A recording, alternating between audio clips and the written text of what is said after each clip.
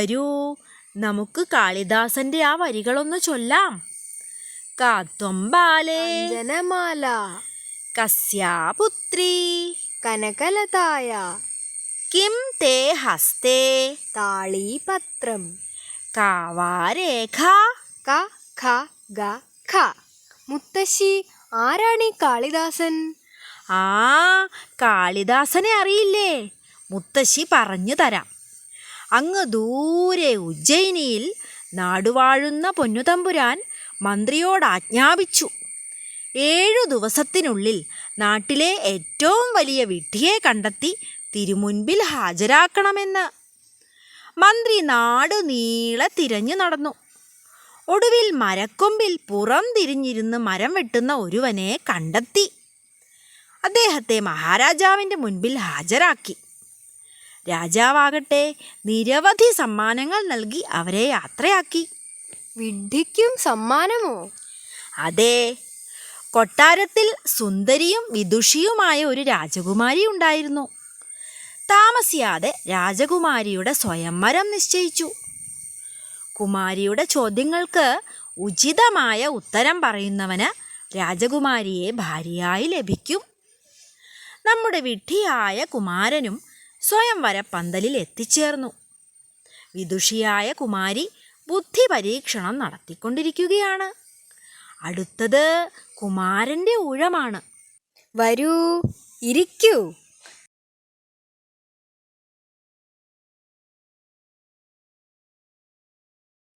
നമ്മുടെ ചോദ്യങ്ങൾക്ക് ഉത്തരം നൽകണം. പറയൂ, ഗുണങ്ങൾ എത്രയാണ്? സത്വഗുണം, രജോ ഗുണം, തമോ ഗുണം. കൊള്ളാം. ആത്മാവിനെക്കുറിച്ച് എന്തറിയാം? ഓഹോ, ജീവാത്മാവും പരമാത്മാവും. മിടുക്കൻ. അങ്ങനെയെങ്കിൽ ഈശ്വരൻ ആരാണ്? അങ്കുഷ്ടമാത്ര പുരുഷ. പരമമായ അദ്വൈതത്തെയാണ് ഇദ്ദേഹം സൂചിപ്പിച്ചത് എന്ന് തോന്നുന്നു. മഹാജ്ഞാനി തന്നെ.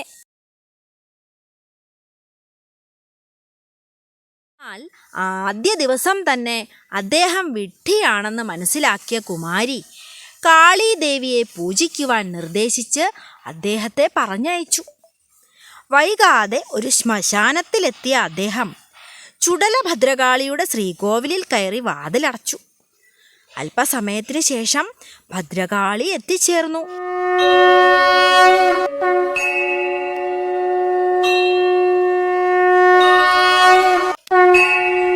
അകത്താര്? എന്ത്? ഇവൻ ഇത്രയും ധിക്കാരമോ? പുറത്തു കാളി, അകത്ത് ദാസൻ. നമ്മുടെ രൂപം കണ്ടാൽ ഭയക്കാത്തവരുണ്ടോ? നീ വേഗം പുറത്തു വരൂ. ഉറങ്ങാനും സമ്മതിക്കില്ലേ? ആഹാ, കൊള്ളാം, സുന്ദരി തന്നെ. നീ വളരെ മിടുക്കനും ധൈര്യശാലിയുമാണല്ലോ. അസ്തി കശ്ചിത് വാഗ്വിലാസഃ. നിന്റെ വാക്ചാതുര്യം ബഹുകേമം തന്നെ. ഇനി നീ കാളിദാസൻ എന്നറിയപ്പെടും. മംഗളം. ദേവിയുടെ അനുഗ്രഹം ലഭിച്ച കാളിദാസൻ ഉജ്ജയിനിയിലെ മഹാപണ്ഡിതനായി മാറി. മാത്രമല്ല, ദേവി പറഞ്ഞ 4 വാക്കുകളിൽ തുടങ്ങുന്ന 4 കൃതികളും രചിച്ചു. ഏതൊക്കെയാണ് 4 കൃതികൾ? അസ്ഥി എന്ന വാക്കിൽ തുടങ്ങുന്ന കുമാരസംഭവം. അസ്ത്യുത്തരസ്യാം ദിശി ദേവതാത്മാ ഹിമാലയോ നാമ നഗാധിരാജ പൂർവാപരൗ തോയനിധീവഗാഹ്യ സ്ഥിതപൃഥിവ്യാ ഇവ മാനദണ്ഡ. കശ്ചിതിൽ തുടങ്ങുന്ന മേഘസന്ദേശം. കശ്ചിത് കാന്താ വിരഹഗുരുണാ സ്വാധികാരാത് പ്രമത്ത ശാപേനാസ്തംഗമിദമഹിമാ വർഷഭോഗ്യേന ഭർത്തുഃ യക്ഷചക്രേ ജനകതനയാ സ്നാനപുണ്യോദകേഷു സ്നിഗ്ധഛായാതരുഷു വസതിം രാമഗിര്യാശ്രമേഷു. വാഗിൽ തുടങ്ങുന്ന രഘുവംശം. വാഗർദ്ധാവിവ സംപൃക്തൗ വാഗർദ്ധപ്രതിപത്തയേ ജഗദപിതരൗ വന്ദേ പാർവതീ പരമേശ്വരൗ. വിലാസത്തിൽ തുടങ്ങുന്ന ഋതുസംഹാരവും. ഓ, കേമം തന്നെ. വിക്രമാദിത്യ മഹാരാജാവിൻ്റെ സദസ്സിനെ അലങ്കരിച്ചിരുന്ന നവരത്നങ്ങളിൽ ഒരാളായിരുന്നു കാളിദാസൻ. ആരാണ് മുത്തശ്ശി നവരത്നങ്ങളായിരുന്ന ആ 9 പേർ? പറയാമല്ലോ, എണ്ണിക്കോ. ധന്വന്തരി, ക്ഷപണകൻ, അമരസിംഹൻ, ശംഖു, വേതാളഭട്ടൻ, ഘടകർപ്പരൻ, കാളിദാസൻ, വരാഹമിഹിരൻ, വരരുചി എന്നിവരാണ് നവരത്നങ്ങൾ. വിരലിൽ എണ്ണുമ്പോൾ ആദ്യം ചെറുവിരലിൽ തന്നെ തുടങ്ങണം. 1, 2, 3 എന്നിങ്ങനെ. ഓരോ വിരലിനും പേരുകളുമുണ്ട്. വിരലിനും പേരുകളോ? അതെ. കനിഷ്ഠിക, അനാമിക, മധ്യമ, തർജനി, അങ്കുഷ്ഠം എന്നിങ്ങനെ. അനാമിക എന്നാൽ നാമമില്ലാത്തവൾ എന്നല്ലേ അർത്ഥം? അതെ. ഈ മോതിരവിരലിനെന്താ പേരില്ലാത്തത്? അതിനുമുണ്ടൊരു കഥ. പുരാകവീനാം ഗണനാപ്രസംഗേ കനിഷ്ഠികാധിഷ്ഠിത കാളിദാസ അദ്യൈവ തത്തുല്യകവേരഭാവാദ് അനാമികാ സാർത്ഥവതീ ബഭൂവ. എന്താണിതിൻ്റെ അർത്ഥം? പറയാം. പണ്ട് കുറേ പണ്ഡിതന്മാർ മഹാകവികളെ വിരലിൽ എണ്ണി നോക്കി. കനിഷ്ഠിക എന്ന ചെറുവിരലിൽ ഒന്നാമതായി കാളിദാസനെ എണ്ണി. ഒന്നാമൻ കാളിദാസൻ. തൊട്ടടുത്തു നിൽക്കാൻ കവികളാരും തന്നെ പ്രാപ്തരല്ലാത്തതിനാൽ മോതിരവിരലിന് അനാമിക അഥവാ പേരില്ലാത്തവൾ എന്ന നാമം വന്നു. അന്നും ഇന്നും കാളിദാസനൊപ്പം നിൽക്കാൻ മറ്റൊരു കവി ഉണ്ടായിട്ടുമില്ല. കാളിദാസ മഹാകവിയുടെ കൃതികൾ ഏതൊക്കെയാണ് മുത്തശ്ശി? 2 മഹാകാവ്യങ്ങൾ ഉൾപ്പെടെ ധാരാളം സംസ്കൃത കൃതികൾ അദ്ദേഹത്തിന് സംഭാവനകളാണ്. രഘുവംശം, കുമാരസംഭവം, മാളവികാഗ്നിമിത്രം, ഋതുസംഹാരം, മേഘദൂതം, അഭിജ്ഞാനശാകുന്തളം, ശ്യാമളാദണ്ഡകം എന്നിവ വളരെ പ്രസിദ്ധങ്ങളാണ്. മുത്തശ്ശി ഒരുപാട് കാര്യങ്ങൾ പറഞ്ഞു തന്നു. പൂവത്തുങ്കലെ ശ്രീകൃഷ്ണസ്വാമി ക്ഷേത്രത്തിൽ സപ്താഹയജ്ഞത്തോടനുബന്ധിച്ച് കാളിദാസന്റെ അഭിജ്ഞാനശാകുന്തളം നാടകമുണ്ടെന്ന് കേട്ടു. നമുക്ക് പോകേണ്ടേ? പിന്നെ വേണ്ടേ, മുത്തശ്ശി എപ്പോഴേ തയ്യാർ. വരൂ.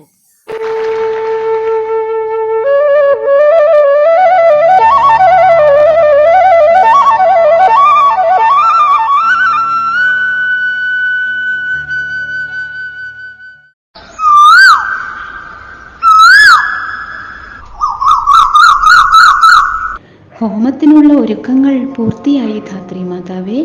ഉത്തമം. എങ്കിൽ എല്ലാവരും വരൂ. കണ്ണാശ്രമത്തിൽ അദ്ദേഹത്തിന്റെ അഭാവത്തിലും അനുഷ്ഠാനങ്ങൾക്ക് ഭംഗം സംഭവിക്കരുത്. ഈ ദിവസവും ശുഭമാകട്ടെ.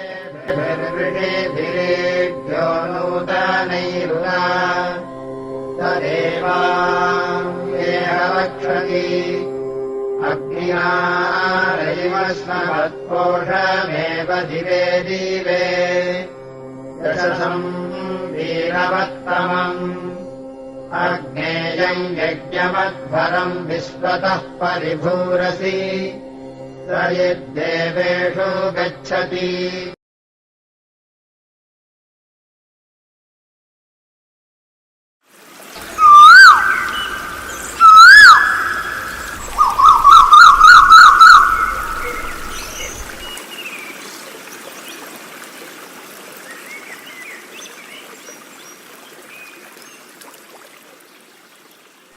സഖി, നമ്മുടെ ഇടതുകണ്ണ് എന്താണ് വല്ലാതെ തുടിക്കുന്നത്? പ്രിയപ്പെട്ട ആരോ വരുന്നുണ്ട്. ആരായിരിക്കും?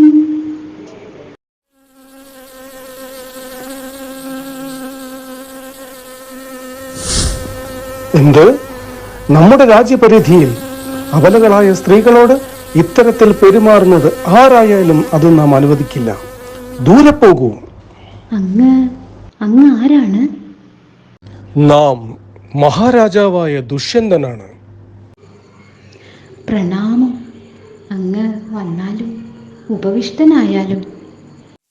അങ്ങ് വിശ്രമിക്കൂ, ഞങ്ങൾ അങ്ങേക്ക് അർഘ്യപാദ്യങ്ങൾ ഒരുക്കാം. ഈ കൊടുങ്കാട്ടിൽ സുന്ദരികളായ സ്ത്രീകളോ? നിങ്ങൾ ആരാണ്? മഹാരാജൻ, ഇവൾ കണ്വമഹർഷിയുടെ വളർത്തുപുത്രി ശകുന്തള. ഞങ്ങൾ തോഴിമാർ അനസൂയയും പ്രിയംവദയും. താതകണ്വൻ തപസ്സിനായി പോയിരിക്കുകയാണ്. കണ്വമഹർഷിയുടെ വളർത്തുപുത്രി എന്ന് പറയുമ്പോൾ ഇവൾ യഥാർത്ഥത്തിൽ ആരുടെ പുത്രിയാണ്? അത് വിശ്വാമിത്ര മഹർഷിയുടെ കൊടും തപസ് മുടക്കുവാനായി ദേവേന്ദ്രൻ അപ്സരസായ മേനകയെ നിയോഗിച്ചു.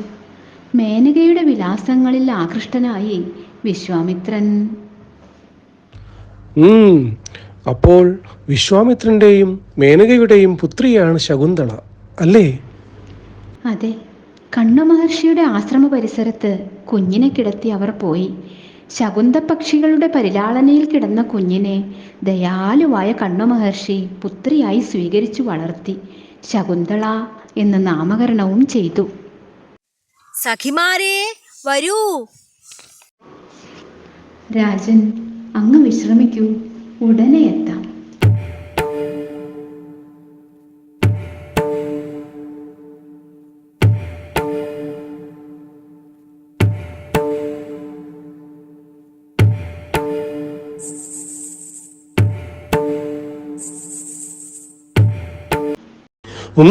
അപ്സരസിന്റെ പുത്രി.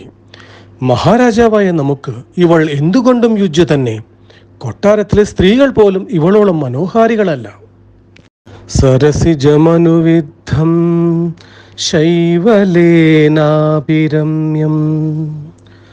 മലിനമപി ഹിമാംശോ ലക്ഷ്മലക്ഷ്മിം തനോതി ഇയമധികമനോജ്ഞാ വൽക്കലേനാപി തന്വീ കിമിവ ഹി മധുരാണാം മണ്ഡനം നാകൃതീനാം. താമര പായലിനാൽ മൂടപ്പെട്ടതായാലും രമ്യമാണ്. ചന്ദ്രന്റെ കളങ്കം അദ്ദേഹത്തിൻ്റെ ശ്രീത്വം വർദ്ധിപ്പിക്കുന്നതേയുള്ളൂ. ഇവൾ ശകുന്തള. മരവുരി ധരിച്ചവളായാലും ഇവൾ അത്യധികം സുന്ദരി തന്നെ. പ്രകൃത്യാ മനോഹര ശരീരമുള്ളവർക്ക് എന്തു തന്നെയാണ് അലങ്കാരമാകാത്തത്?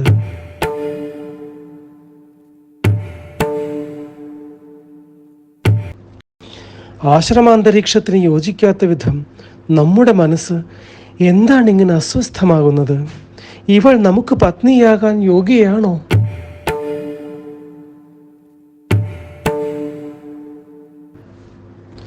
സതാം ഹി സന്ദേഹ പദേഷു വസ്തുഷു പ്രമാണമന്തഃകരണ പ്രവൃത്തയഃ. സതാം ഹി സന്ദേഹ പദേഷു വസ്തുഷു പ്രമാണമന്തഃകരണ പ്രവൃത്തയഃ. സജ്ജനങ്ങൾക്ക് സംശയമുണ്ടാകുമ്പോൾ അവരുടെ അന്ധകരണവൃത്തി തന്നെയാണ് പ്രമാണമായിട്ടുള്ളത്. തീർച്ച. അങ്ങ് മൃഗയാവിനോദത്തിൽ ഏർപ്പെട്ട് ഏറെ ക്ഷീണിതനാണല്ലോ. സ്വീകരിച്ചാലും.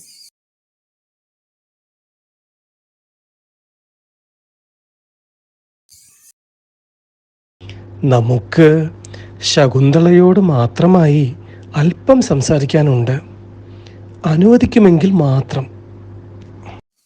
സ്വന്തം പ്രജകളോട് സംവദിക്കുവാൻ അങ്ങേക്ക് എന്തിനാണ് അനുവാദം? ആവാമല്ലോ.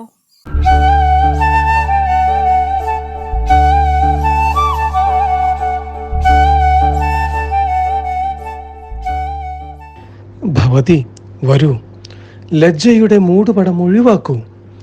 നമുക്ക് ഭവതിയെ വിവാഹം കഴിക്കണമെന്ന് ആഗ്രഹമുണ്ട്. നമുക്ക് അതിനുള്ള യോഗ്യതയുണ്ടോ? മഹാരാജൻ, നാം ഒരു ആശ്രമകന്യകയാണെന്നറിയാമല്ലോ. തീരുമാനമെടുക്കേണ്ടത് കണ്വ മഹർഷിയാണ്. പക്ഷേ തപസ്സിനായി പോയിരിക്കുന്ന അദ്ദേഹം തിരിച്ചു വരും വരെ നമുക്ക് ഉടൻ തിരികെ പോകേണ്ടതുണ്ടല്ലോ. ഇതാ നോക്കൂ, ഈ രാജമുദ്ര മോതിരം അണിയിച്ച് നാം ഭവതിയെ ഗാന്ധർവ വിധി പ്രകാരം വിവാഹം ചെയ്തു കൊള്ളാം. ഉടൻ തന്നെ ആചാരപ്രകാരം വന്ന് ഭവതിയെ കൊട്ടാരത്തിലേക്കും കൊണ്ടുപോകാം. നമ്മെ വിശ്വസിക്കൂ, ഇത് രാജാവ് ദുഷ്യന്തന്റെ വാക്കാണ്. പ്രത്യുത്തരം നൽകിയില്ല.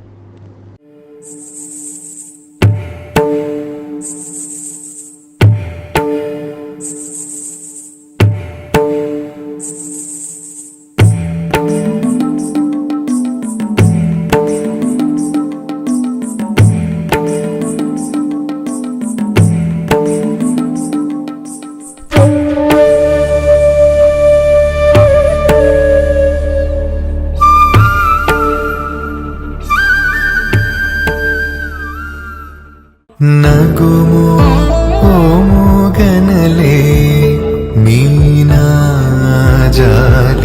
ತಿಳಿಸಿ ನಗುಮೋ ಮೂಗನಲೆ ನೀನಾಜಾಲಿ ತಿಳಿಸಿ ನನು ಬ್ರೋವಾರಾಧ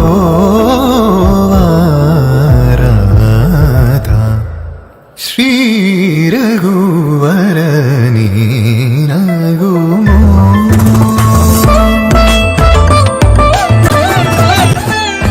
ನಗುಮೋ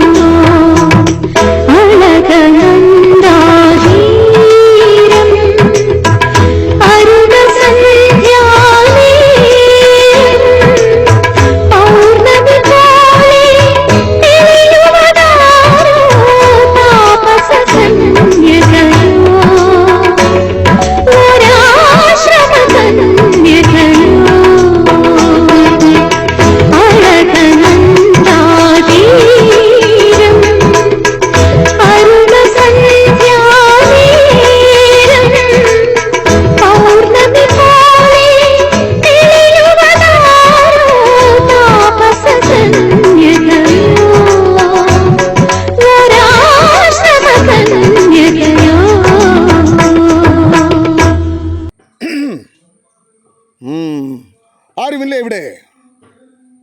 ആരുമില്ലെന്ന്? ഓഹോ, ഇത്രയും അഹങ്കാരമോ കന്യകേ? നീ ആരെ ചിന്തിച്ചാണോ ഇരിക്കുന്നത് അവർ നിന്നെ വിസ്മരിക്കട്ടെ. പ്രകാശം അന്തരീക്ഷത്തിന് യോജിക്കാത്ത പ്രവൃത്തി തന്നെ ഇത്. അയ്യോ മഹർഷി, ക്ഷമിക്കണം. അവൾ നിരപരാധിയാണ്. ശാപം തിരിച്ചെടുക്കണം. ശാപം തിരിച്ചെടുക്കാനാവില്ല. അങ്ങനെ പറയരുതേ. അവൾക്ക് വേണ്ടി ഞാൻ അങ്ങയോട് മാപ്പ് ചോദിക്കുന്നു. അങ്ങ് ശാന്തനാവണം. പ്രിയംവദേ, നീ പേരിനെ അന്വർത്ഥമാക്കുന്നവൾ തന്നെ. നാം ശാന്തനാവാം. ഓർമ്മിക്കാൻ തക്കവണ്ണം എന്തെങ്കിലും വസ്തു കാണിച്ചാൽ വീണ്ടും സ്മരണ ഉണ്ടാവുന്നതാണ്.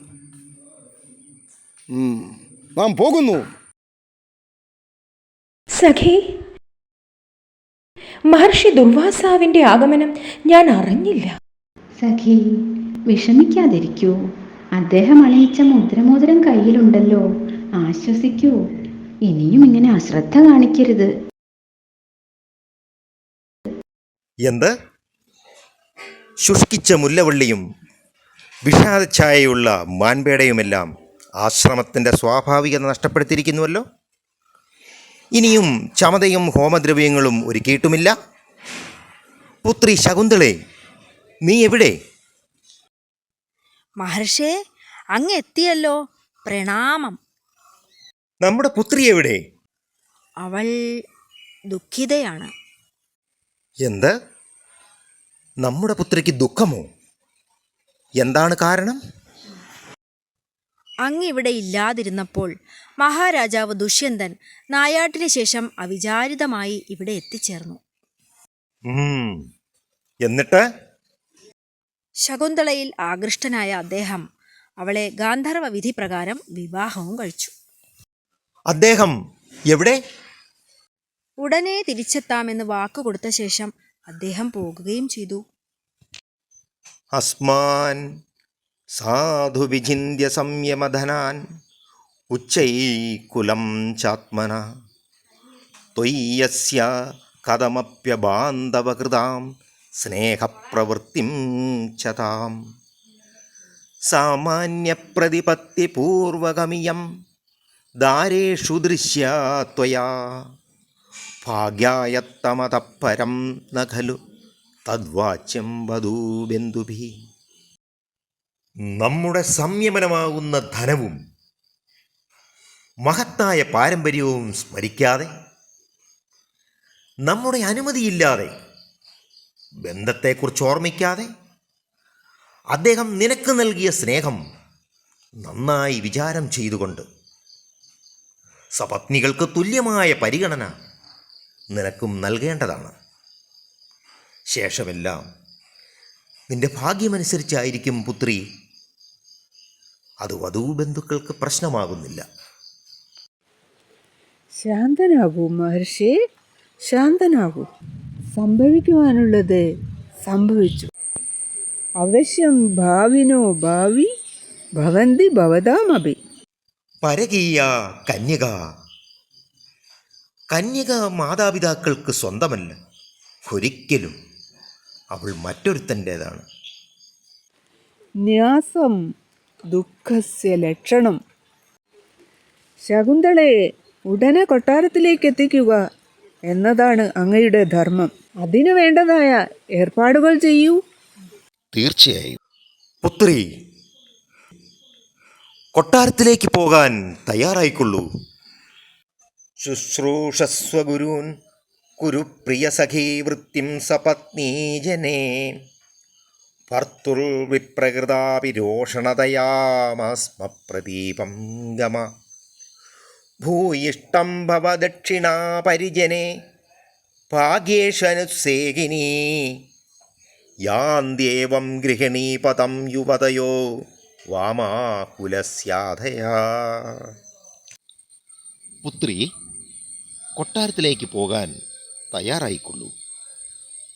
കൊട്ടാരത്തിലെത്തിയാൽ നീ പ്രായമുള്ളവരെയും ഗുരുതുല്യരെയും ശുശ്രൂഷിക്കണം.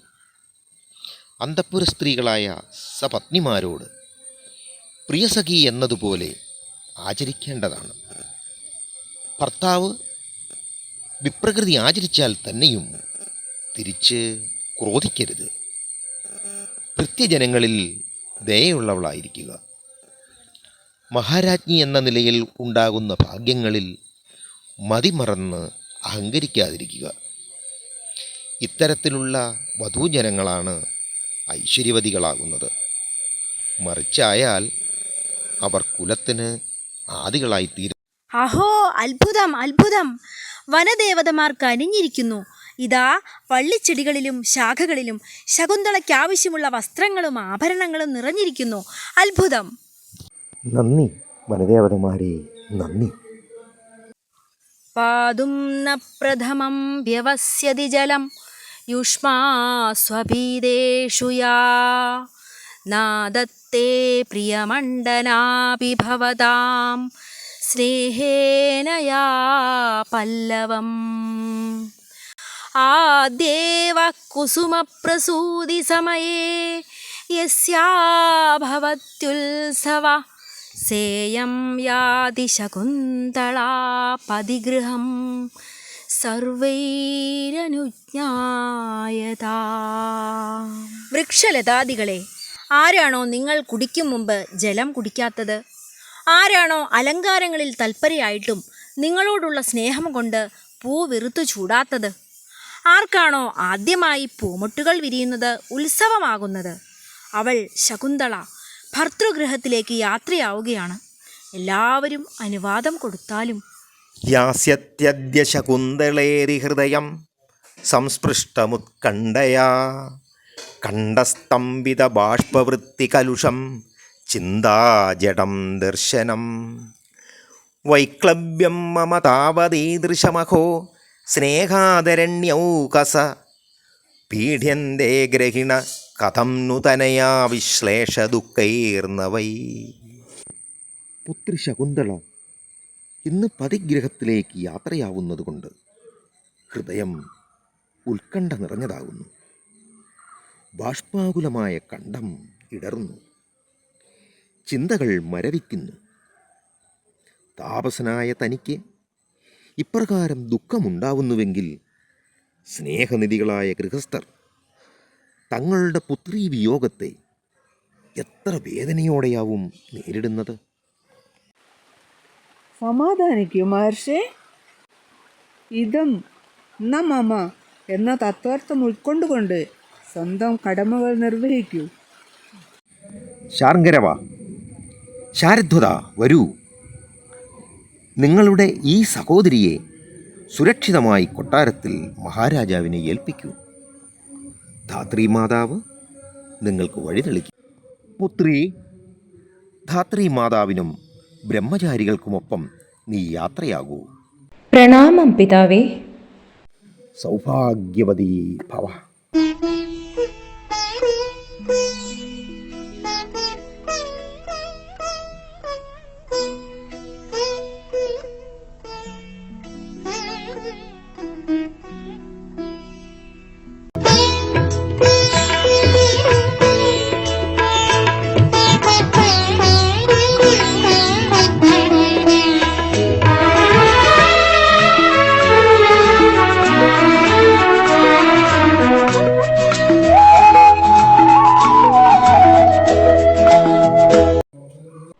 ധാത്രി, നല്ല ക്ഷീണമുണ്ട്. അല്പം ജലം കുടിച്ചിട്ടാവാം യാത്ര. വരൂ, ദാഹം തീർക്കൂ.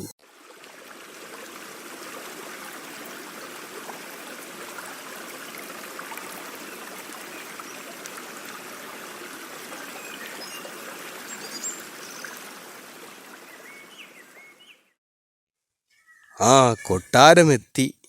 ഗംഭീരമായ മണിമാളികകൾ, മനോഹരമായ വീഥി. നിൽക്കൂ! ആരാണ് നിങ്ങൾ? മഹാരാജാവിനോട് ഉണർത്തിക്കൂ. അദ്ദേഹത്തിൻ്റെ ധർമ്മപത്നി കണ്ണുപുത്രി ശകുന്തള വന്നിരിക്കുന്നുവെന്ന്. ചെല്ലു. ധർമ്മപത്നിയോ? ഇവളോ? നിനക്കിത്ര ധിക്കാരമോ? ഇവൾ ആരെന്നറിയുമോ? മഹാതപസ്വിയായ കണ്ണ് മഹർഷിയുടെ മാനസപുത്രിയാണിവൾ. സമയം കളയാതെ ചെല്ലൂ. മഹാരാജൻ വിജയിക്കട്ടെ. അങ്ങയുടെ ധർമ്മപത്നി ശകുന്തള അങ്ങയെ കാണാൻ കാത്തു നിൽക്കുന്നു. നമ്മുടെ പത്നിയോ? ശകുന്തളയോ? അവൾ ആര്? നമുക്കറിയില്ല. ഏതായാലും അവരെ കൂട്ടിക്കൊണ്ടുവരൂ. പ്രണാമം മഹാരാജൻ. ഞങ്ങൾ മഹർഷി കണ്ണൻ്റെ ആജ്ഞ പാലിച്ചുകൊണ്ട് അങ്ങയുടെ പത്നി ശകുന്തളയെ ഇവിടെ എത്തിച്ചിരിക്കുന്നു. അങ്ങ് ഇവളെ സ്വീകരിച്ചാലും. നിങ്ങൾ ആരാണ്? ഇവളെ നമുക്കറിയില്ല. ഇവൾ നമ്മുടെ പത്നിയോ? എന്ത് നാടകമാണ് ഇത്? ഇത് ധിക്കാരമാണ്. അങ്ങിവളെ ഗാന്ധർവ വിധിപ്രകാരം കണ്വാശ്രമത്തിൽ വച്ച് വിവാഹം ചെയ്തതാണ്. ഇവളെ സ്വീകരിച്ചില്ലെങ്കിൽ അങ്ങ് കണ്വ മഹർഷിയുടെ ഉഗ്രശാപത്തിന് വിധേയനാവാൻ തയ്യാറായിക്കൊള്ളൂ. സംയമനം പാലിക്കൂ മുനികുമാര.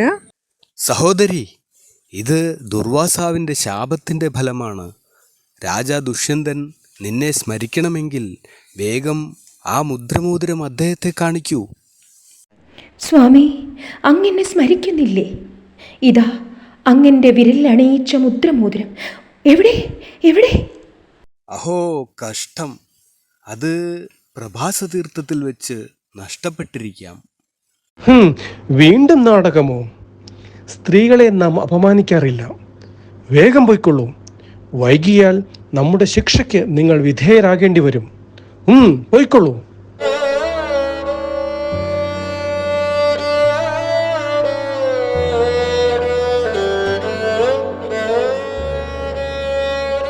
മഹാരാജാവ് വിജയിച്ചാലും ഈ ധീവരൻ ഇന്ന് അങ്ങയുടെ മുദ്രമോതിരം വിൽക്കാൻ ശ്രമിച്ചിരിക്കുന്നു. മോഷ്ടാവിനെ ഞങ്ങൾ കയ്യോടെ പിടിച്ചു. ക്ഷമിക്കണം മഹാരാജൻ, അടിയനീ മോതിരം മോഷ്ടിച്ചതല്ല. മത്സ്യത്തിനെ മുറിക്കുമ്പോൾ വയറ്റിൽ നിന്നും ലഭിച്ചതാണ്.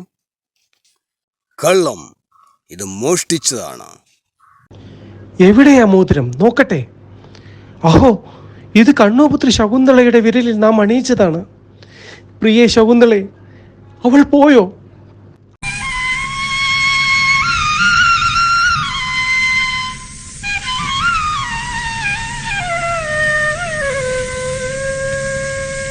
ശംഖുപുഷ്പം കണ്ണെഴുതുമ്പോൾ ശകുന്തളേ നിന്നെ ഓർമ്മ വരും.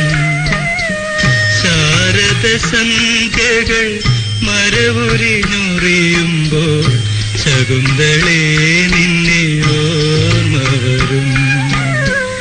ശംഖുപുഷ്പം കണ്ണെഴുതുമ്പോൾ ശകുന്തളേ നിന്നെ ഓർമ്മ വരും. ശാരദ സന്ധ്യകൾ മരവുരിഞ്ഞുറിയുമ്പോൾ ശകുന്തളേ നിന്നെ ഓർമ്മ വരും. ശകുന്തളേ ശകുന്തളേ.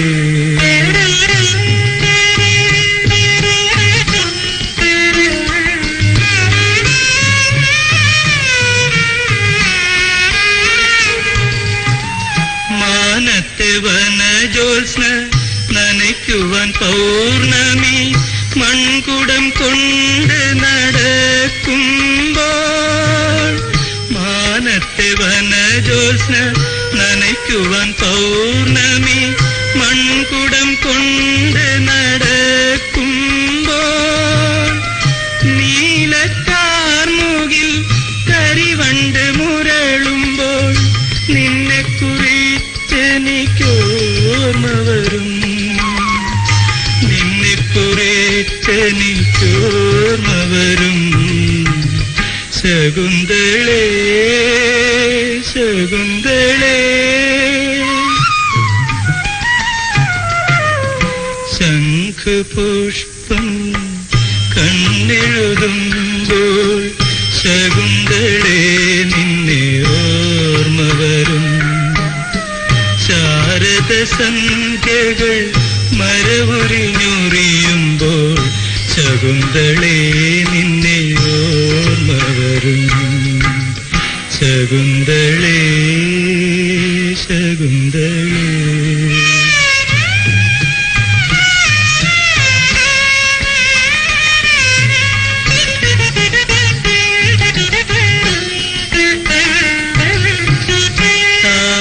താമരയിലകളിൽ അരയന്ന പെൺകൊടി കാമലേഖനമെഴുതും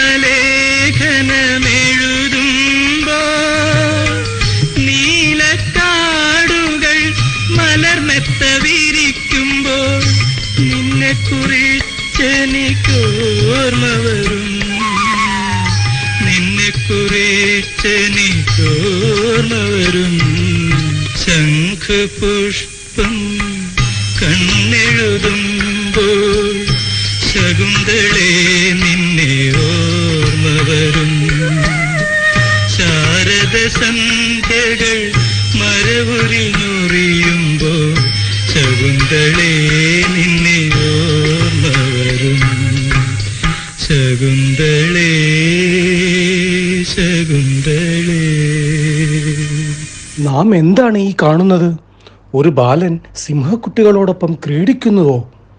അതും ഈ കൊടും കാട്ടിൽ? ബാലക, നീ എന്താണ് ഈ ചെയ്യുന്നത്? സിംഹക്കുട്ടികളെ വിടൂ, വേഗം രക്ഷപ്പെടൂ. സിംഹമാതാവ് ഇത് കണ്ടാൽ, വരൂ, നിന്നെ നാം സംരക്ഷിക്കാം.